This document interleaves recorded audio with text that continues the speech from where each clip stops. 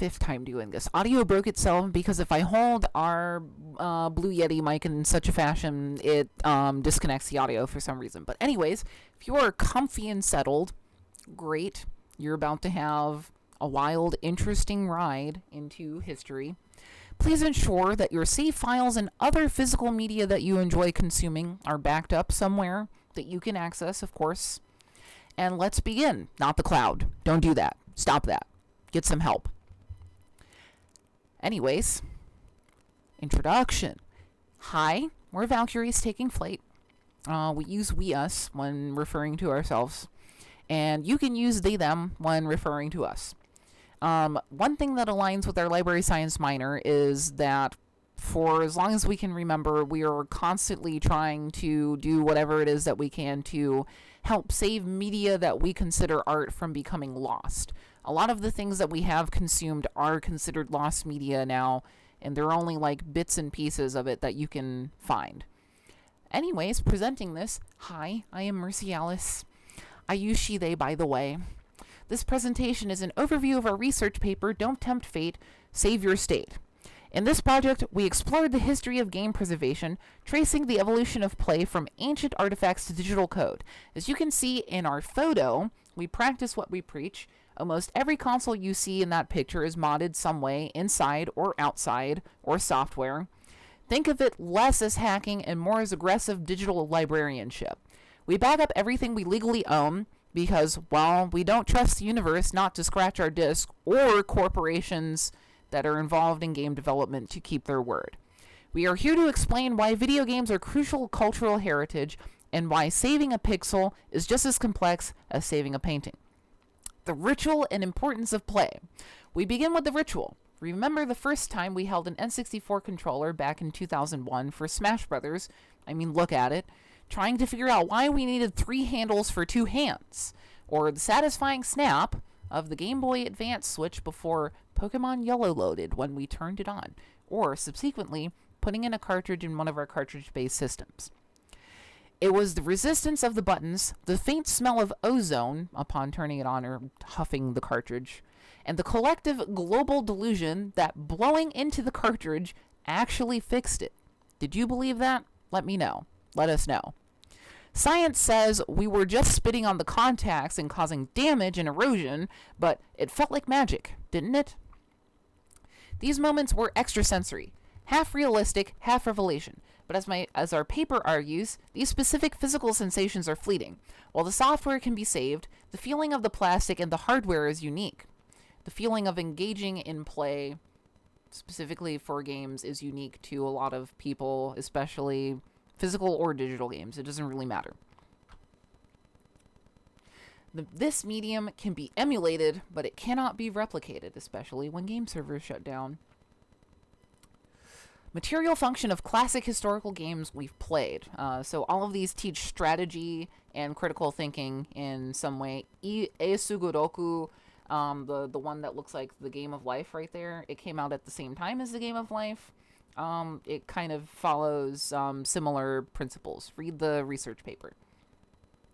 To understand this crisis, we must look at what did survive. We know how people played thousands of years ago. We have boards for Senet from ancient Egypt, and we have the rules for Go, but not all of the rules for a lot of these games survive, just because of where they were in the world and the climate and the ability for people to pass down that knowledge. Anyways, trying to keep this under 8 minutes at least. Why? Because they were carved from stone and ivory, or precious stones, or other kinds of long-lasting material. If you wanted to rage quit a game, say in 3000 BCE, you had to flip a heavy limestone slab, or whatever your table was made out of at that time. That is commitment. When archaeologists finally dug them up thousands of years later, the game was still there. Ha ha, he he, hypothetically. The artifact had the material strength to wait for the historian.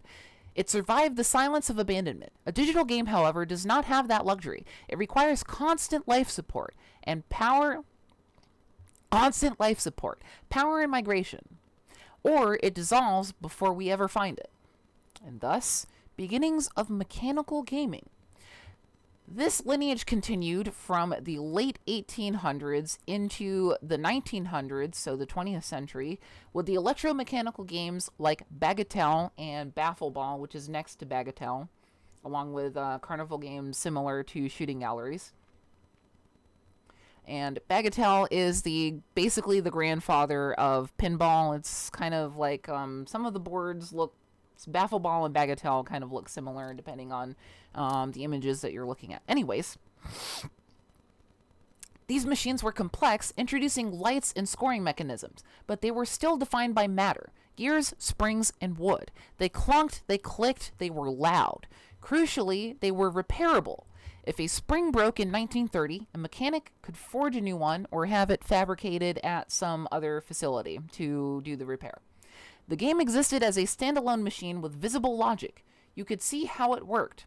But in the mid-20th century, a fundamental shift occurred. We moved from matter to code. And thus, the digital dawn, performance over object. The digital dawn, performance over object, referring to the video game era beginning somewhat around with 1958 with this one game I'm about to mention, with two distinct goals. So Tennis for Two was developed by William Higginbottom, and mainly he made it on this oscilloscope that he had, and he wanted to do this so that he could entertain at this open house that was happening at the laboratory that he was working at, to entertain the visitors that were there for the open house.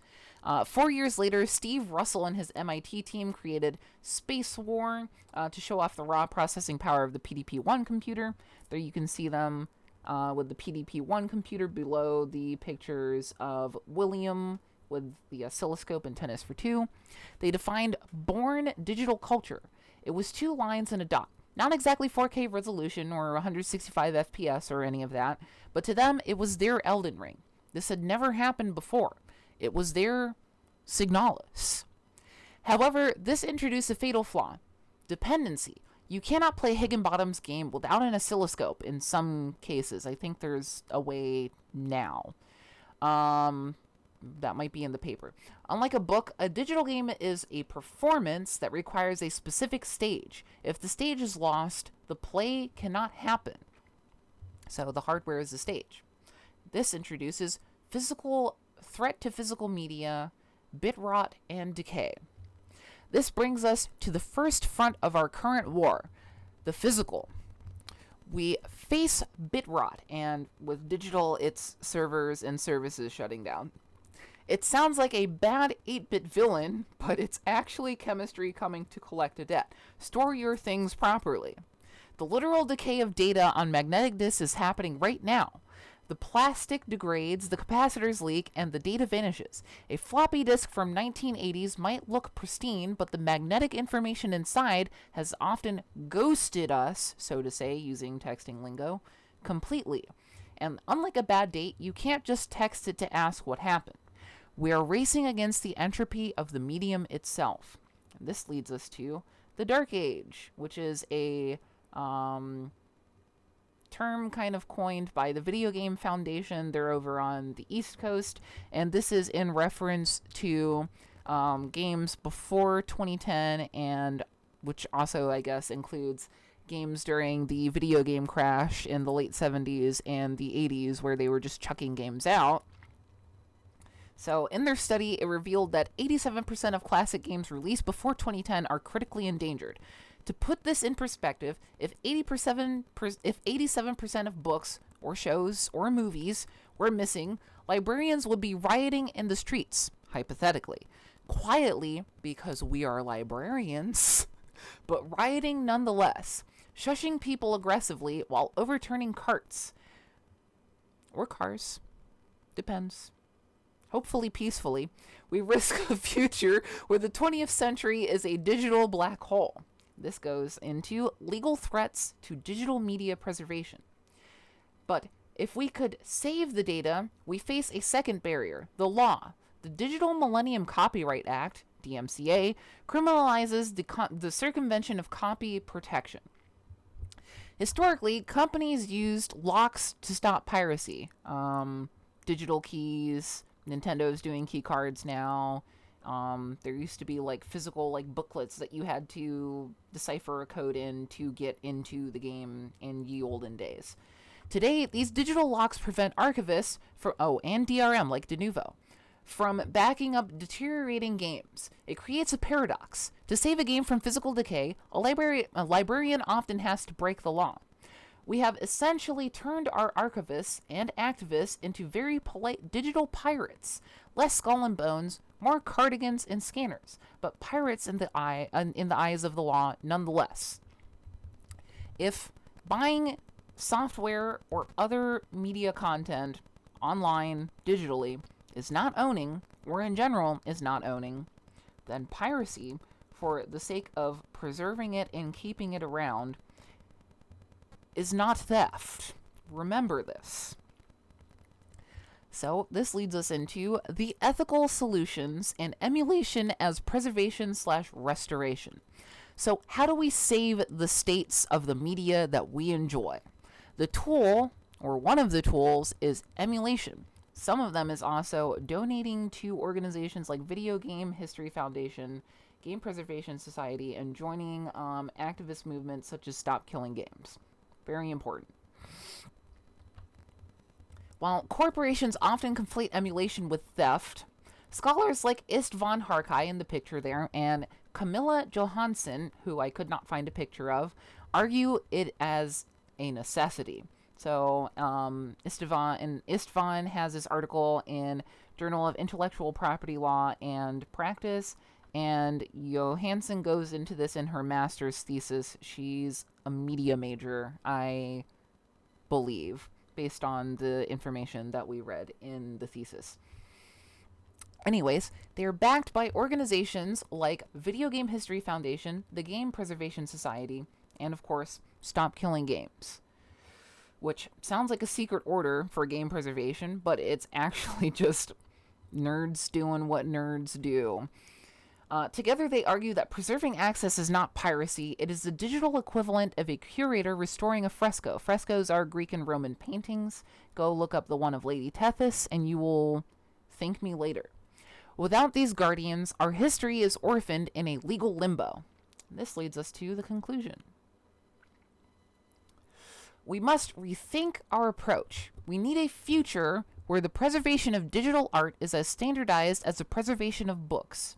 As you can see from our slightly obsessive collection here and in one of the first slides, including the woofer, my daughter, who insists on being in the shot because she is obviously the real project manager. She needs to feel important. We practice what we preach, or at least we try to. Xbox is currently undergoing some stuff to get hypervisor exploit after 20 years. Part museum, part Frankenstein's lab of modded consoles, we believe this history matters. And yes, oops, we're plural, can you tell? It actually might explain the sheer volume of crap that we fit in our house. More of us to have more things. History tells us that only what is cared for survives. So for the sake of the historians of the future, in the words of Mr. Suggiano, the guy that we get our emulation and preservation news from, don't tempt fate. Save your state. Thank you.